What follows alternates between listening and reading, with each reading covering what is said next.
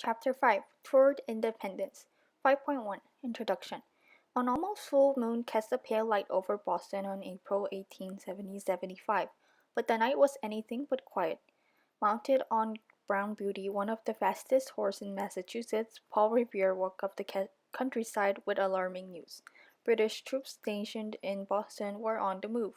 They had orders to march to the nearby town of Concord and seize weapons that the colonists had stored there.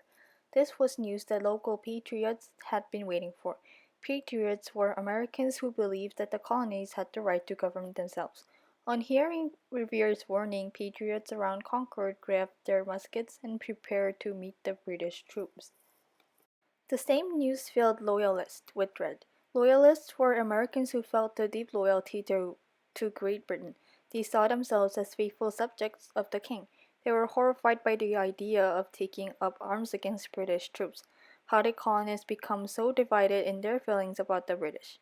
As you read in the last chapter, most Americans were content with British rule in the early 1700s. In this chapter, you will learn what happened to change the relationship between Britain and the colonists. The story begins in the 1750s when Britain and the colonies fought a war against the French and their Indian allies. The French and Indian were left Britain with huge debts and a new vast empire to protect. To solve this problem, the British government passed new laws that tightened its control of the colonies. Some of these laws also placed new taxes on the colonies. Americans were stunned. They had always had the right to make their own laws and taxes. Suddenly, Britain was changing the rules. It wasn't right. The colonists protested. It wasn't fair. You probably know just how they felt.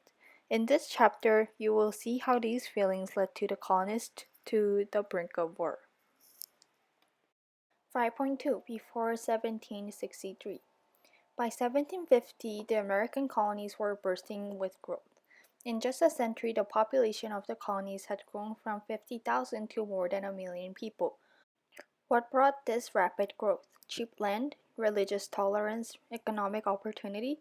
All of these were important in attracting people to the colonies. But there was another reason. For more than a century, the British government had mostly left the colonies alone to solve their own problems. During this time, Americans had learned to govern themselves. Each colony elected its own assembly, like the British Parliament. The assemblies had the power to pass laws and create taxes. Each assembly also decided how the colony's tax money should be spent. Americans had more freedom to run their own affairs than ordinary people in any country in Europe. Conflict in the Ohio Valley. As the colonies grew, settlers began to dream of moving across the Appalachian Mountains and into the Ohio Valley, the region between the Ohio and Mississippi rivers. Both Britain and France claimed this area. In 1754, the French made good on their claim by building a fort where the city of Pittsburgh stands today. They called it Fort Duquesne. News of the fort alarmed the governor of Virginia. He ordered a small force of Virginia militia to drive the French out of the Ohio Valley. Militias are small armies of citizens who are trained to fight in an emergency. To head the militia, the government chose a 22-year-old volunteer named George Washington. Today, Americans remember George Washington as a great patriot, a military hero, and the first president of the United States. In 1754, however, he was just an ambitious young man with no land or money. Washington believed that his best chance of getting ahead was to become an officer in the British Army. There was only one problem with his plan. Most British officers believed that colonies made lousy soldiers. The expedition into the Ohio Valley gave Washington a chance to prove them wrong. Near Fort Duquesne, he came across a French scouting party that was camped in the woods. Washington ordered his men to open fire. It was an easy victory. I heard the bullets whistle, he wrote afterwards, and believe me, there is something charming in the sound. The French and Indian War. Washington's whistling bullets were the first shots in a conflict known as the French and Indian War. This war was a part of a long struggle between France and Britain for territory and power. Because many Native Americans fought with France in this latest conflict, the colonists called it the French and Indian War. In 1755, Britain sent 1,400 British soldiers to Virginia to finish the job that Washington had begun. They were led by a bumbling general named Edward Braddock. The soldiers' job was to clear the French out of the Ohio Valley. Washington joined the army as a volunteer, hoping to make a good impression on General Braddock. The British Army's march into the Ohio Valley was a disaster. The troops' bright red uniforms made them perfect targets for French sharpshooters and their Indian allies. Two-thirds of the soldiers were killed. Washington himself narrowly escaped death. "I had 4 bullets through my coat and 2 horses shot under me," he wrote in his journal. Showing great courage, Washington led the survivors back to Virginia. There he was greeted as a hero. The French and Indian War raged for 7 long years. The turning point came in 1759, when British troops captured Canada. In 1763, British and France signed a peace treaty ending the war. In this treaty, France ceded or gave Canada to Great Britain. Americans were thrilled with this victory. Great Britain now controlled a vastly expanded American empire. Never before had the colonists felt so proud of being British, and never before had the future of the colonies looked so bright. 5.3 Early British Actions. Changes that were taking place in Britain soon clouded the colonists' bright future. A new king, George III, had been crowned in 1760. He was not a bright man. One historian wrote that he was very stupid, really stupid. He was also proud and stubborn.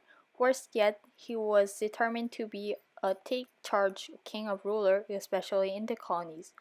Unfortunately, the people King George III chose to help him were not much brighter than he was, and they knew very little about conditions in America. Before long, they were taking actions that enraged the colonists. The Proclamation of 1763. The British government faced a number of problems after the French and Indian War. One was how to keep colonists and Native Americans from killing each other as settlers pushed westward. "No problem," said George III. "Simply draw a line down the crest of the Appalachian Mountains. Tell settlers to stay east of the line and Indians to stay west of it." This was what the king ordered in his proclamation of 1763. To Americans, the king's order suggested tyranny or the unjust use of government power. They argued that the land east of the Appalachians were already most settled. The only place that farmers could find new land was west of the mountains. Besides, the proclamation was too late. Settlers already crossed the mountains. The British government ignored these arguments. To keep peace on the frontier, it decided to expand the British Army in America to 7,500 men. The Stamp Act. The British government had other problems besides keeping colonists and Native Americans from killing each other. One was how to pay off the large debt left over from the French and Indian War. The solution seemed obvious to Prime Minister George Grenville, the leader of the British government. People in Britain were already paying taxes on everything from windows to salt. In contrast, the Americans were probably the most lightly taxed people in the British Empire. It was time, said Grenville, for the colonists to pay their fair share of the cost of protecting them. In 1765, Grenville proposed a new act or law called the Stamp Act. This law required colonists to buy a stamp for every piece of paper they used. Newspaper had to be printed on stamped paper, wills, license, and even playing cards had to have stamps. Once again, the colonies sensed tyranny. On newspaper, the Pennsylvania Journal said that as soon as this shocking act was known, it filled all British America from one end to another with astonishment and grief. It wasn't just the idea of higher taxes that upset the colonists.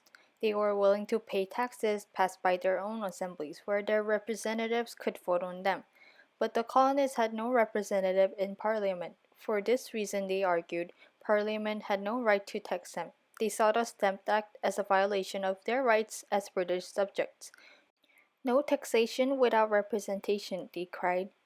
Some colonists protested the Stamp Act by sending messages to Parliament. Loyalists simply refused to buy stamps. Patriots, however, took more violent actions. Mobs calling Mobs calling themselves Sons of Liberty attacked tax collectors' homes. Protesters in Connecticut even started to bury one tax collector alive. Only when he heard dirt being shoveled on his coffin did the terrified tax collector agree to resign from his post. After months of protests, Parliament repealed or canceled the Stamp Act.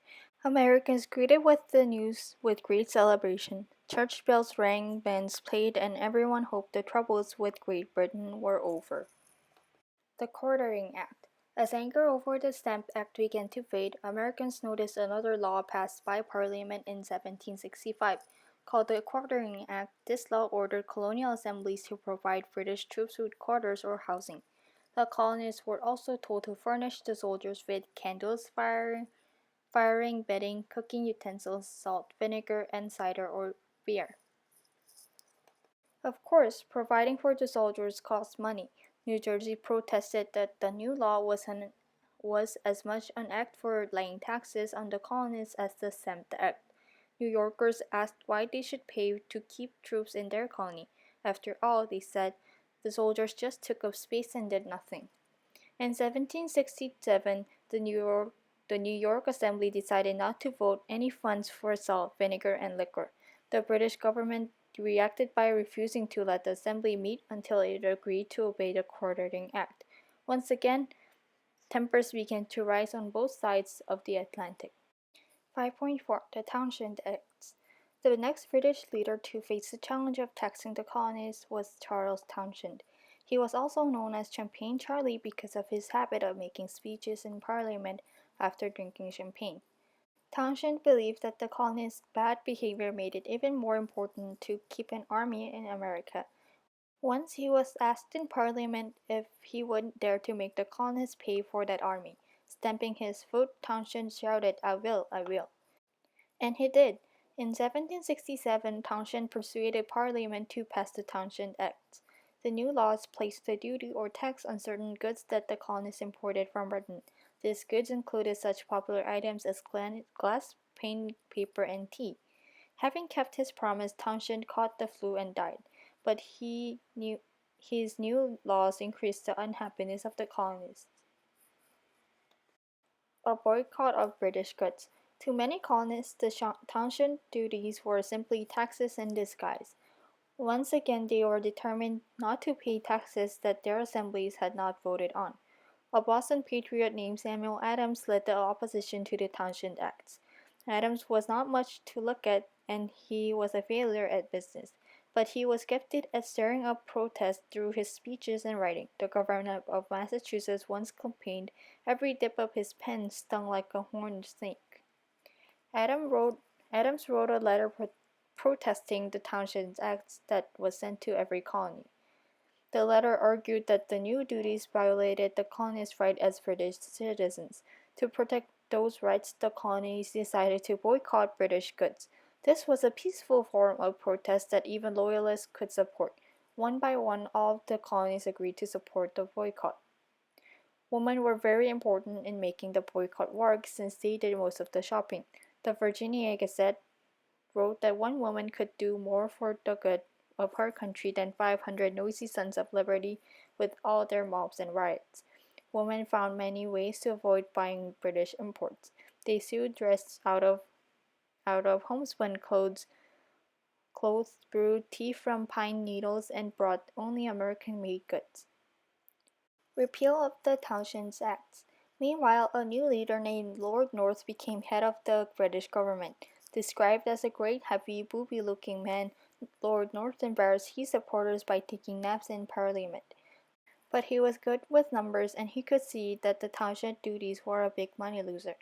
The duties didn't begin to make up for all the money British merchants were losing because of the boycott. Early in 1770, North persuaded Parliament to repeal all of the Townshend duties except for one, the tax on tea. Some members of Parliament argued that keeping the duty on tea was asking for more trouble. The stubborn King George wasn't ready to give up on the idea of taxing Americans.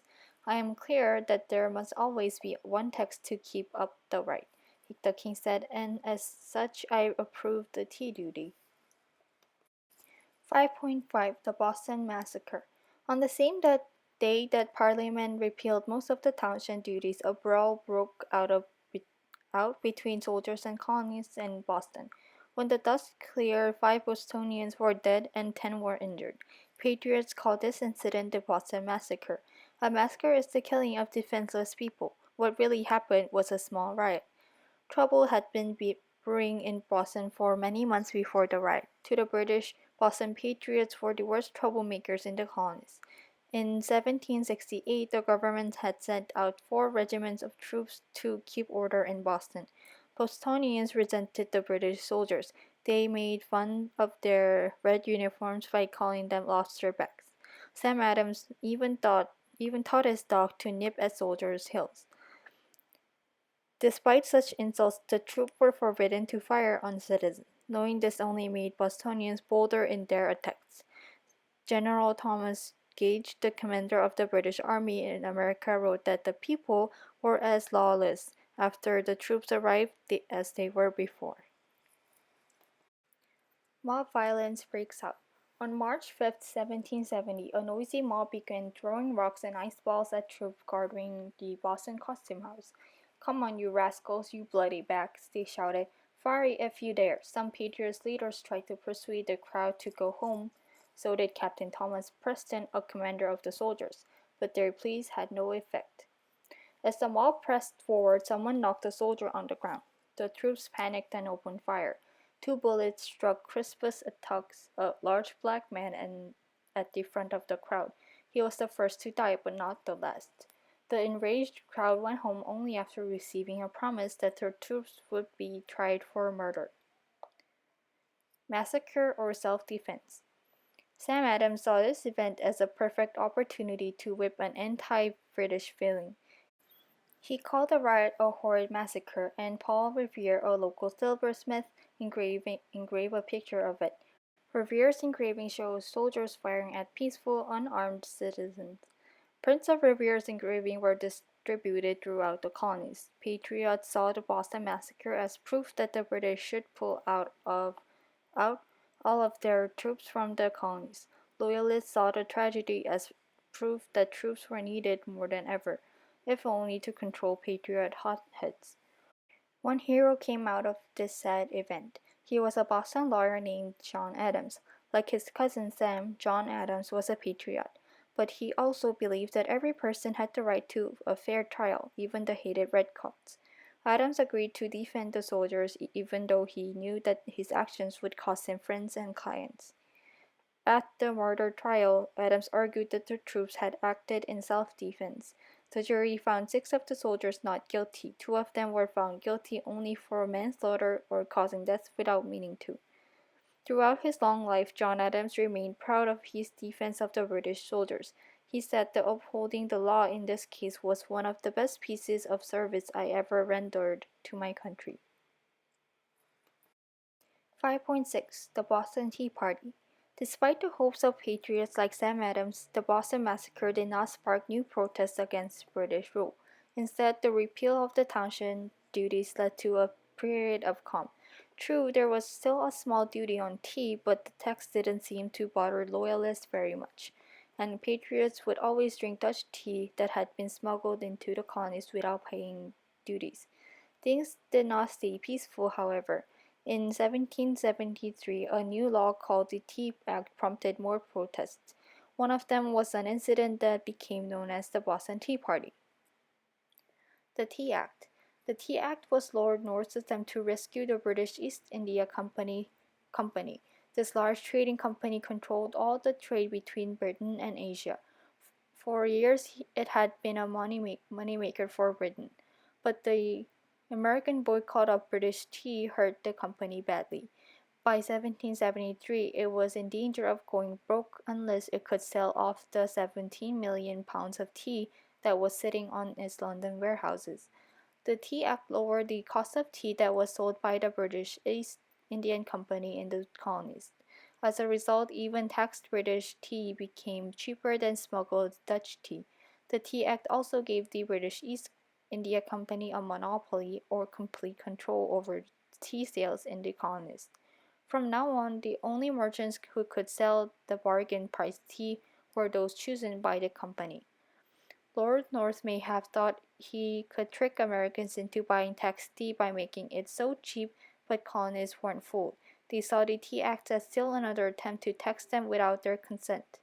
In addition, many merchants were alarmed by the East India Company's monopoly over the tea trade. They wondered what the British government might try to control next. Would there be a would there be a monopoly on clothes, on sugar? Nervous merchants wondered what would happen to their business if other goods were also restricted. The thought of more monopolies made them shudder.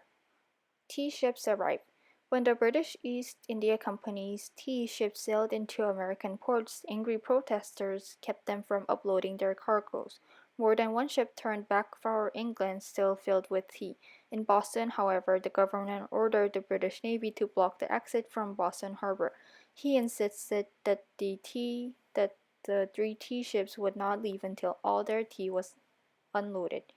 On December 16, 1773, the Sons of Liberty decided to unload the tea, but not in the way the governor had in mind. That night, about 50 men dressed as Mohawk Indians boarded the three ships. One of them, George Hughes, described what happened.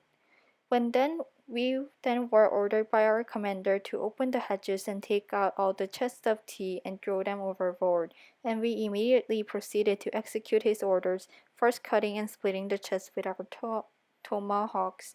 In about 3 hours from the time we went on board, we had thus broken and thrown on board every tea chest to be found on the ship. We were surrounded by British armed ships, but no attempt was made to resist us. About 90,000 pounds of tea was dumped into the sea that night. Nothing else on the ship was touched. News of the Boston Tea Party excited patriots throughout the colonies. "This is the most magnificent moment of all," wrote John Adams in his journal the next day. "This destruction of the tea is so bold, so daring, so firm, it must have important consequences." He was right. 5.7 The Intolerable Acts. Lord North was stunned by news of the Boston Tea Party. As he saw it, he tried to help the colonists by sending them cheap tea. And what did they do? They threw it in the sea. This time they had gone too far. King George agreed. To him, this issue was no longer about taxes. It was about Britain's control over the colonies. "We must master them totally," he declared, "or leave them to themselves." And the king wasn't about to leave the colonies to themselves. Britain's anger led Parliament to pass a new series of laws in 1774. These laws were so harsh that many colonists called them the intolerable or unacceptable. Throughout the colonies, they became known as the Intolerable Acts. Parliament punishes Massachusetts. The Intolerable Acts were designed to punish Massachusetts for the Boston Tea Party. The first law closed Boston Harbor to all shipping until the ruined tea was paid for. The second law placed the government of Massachusetts firmly under British control. Colonists in Massachusetts could not even hold a town meeting without the government's permission. The third law said that British soldiers who were accused of murder would be tried in England, not in the colonies. Finally, more troops were sent to Boston to enforce the new laws. A few British leaders worried that the Intolerable Act might push the colonists into rebellion, but George III was sure they would force the colonists to give in to the British authority. Colonies began to unite. In fact, the Intolerable Acts did not force the colonists to give in. Boston patriots declared they would abandon their city into flames before paying a penny for the lost tea. Merchants in other cities showed their support by closing their shops. Many colonies sent food and money to Boston so that its citizens would not starve. In Virginia, lawmakers drafted a resolution in support of Massachusetts. The Virginians said that everyone's rights were at stake.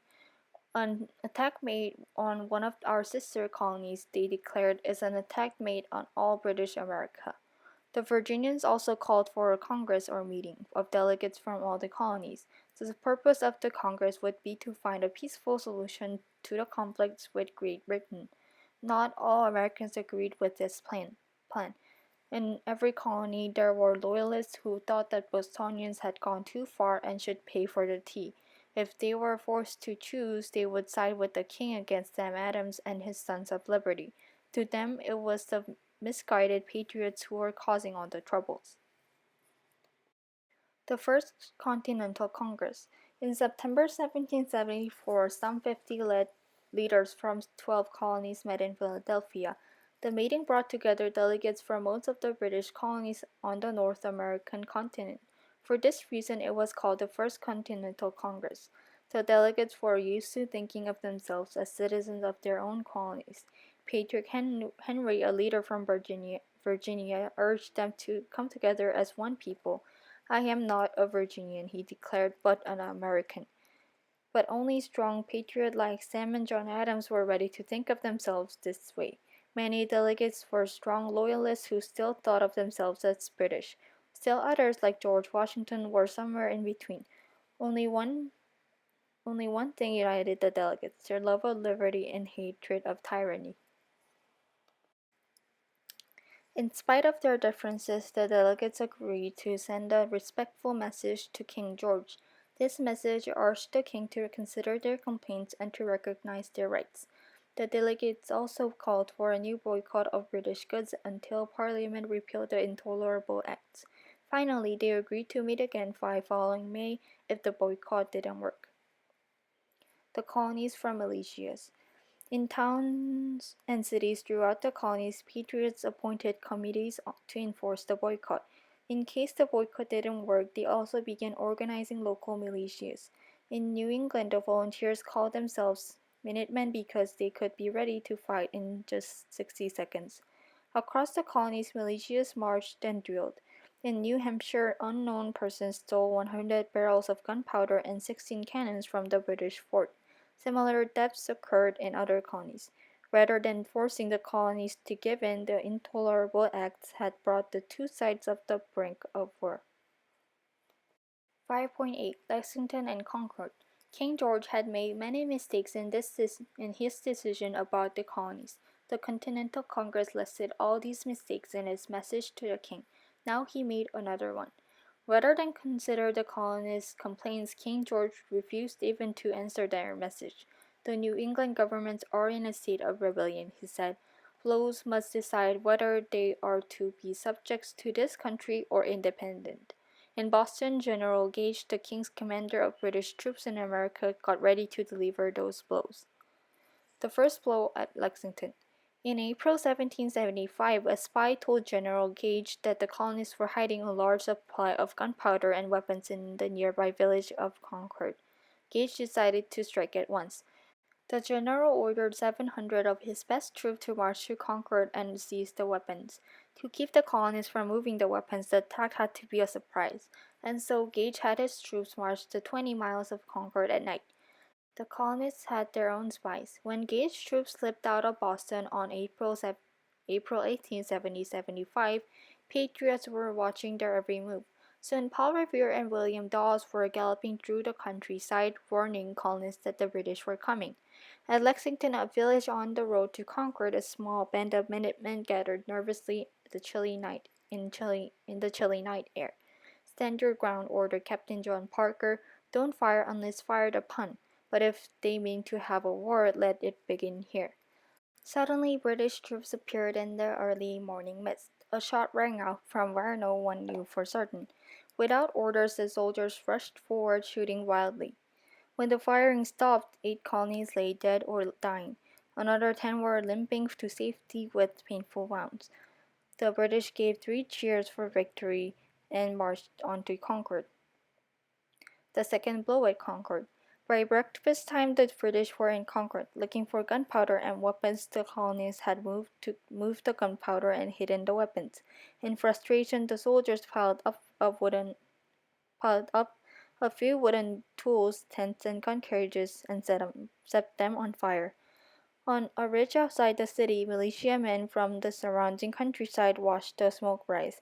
"Are you going to let them burn the town down?" shouted one man. "No," replied Captain Isaac Davis. "I haven't a man that's afraid to go."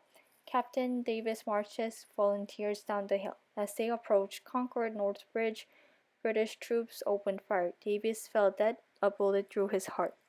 The British expected the Americans to break and run. To their surprise, the Minutemen stood their ground and fired back.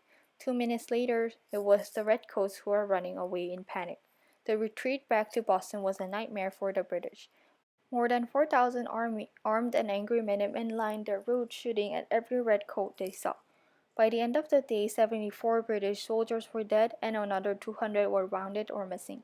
The colonists counted their own losses as 49 dead and 41 wounded. A British officer described what it was like to face the colonists' fury that day. Whoever looked upon themselves as an irregular mob, the officer said, will find himself much mistaken. Indeed, since the French and Indian War, the British had been mistaken about Americans again and again. Their biggest mistake, however, was in thinking that ordinary people, farmers, merchants, workers, and housewives, would not fight for rights that they held dear. At Lexington and Concord, Americans proved that they were not only willing to fight for their rights, they were even willing to die for them. 5.9 Summary.